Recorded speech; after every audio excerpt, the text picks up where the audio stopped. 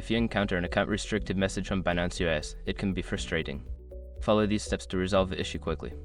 Step 1. Check your email. Look for any emails from Binance US regarding your account status. They may have sent you important information or instructions related to the restriction. Step 2. Verify your identity. Ensure that your identity verification is complete.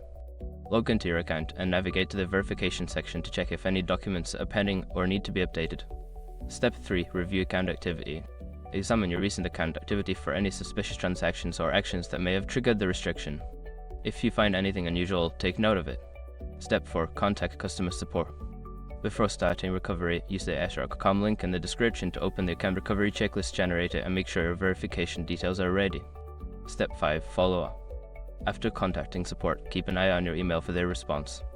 If you don't hear back within a reasonable time, consider following up to ensure your issue is being addressed. By following these steps, you should be able to resolve the account restriction on Binance US. Remember to stay informed about the platform's policies to avoid future issues.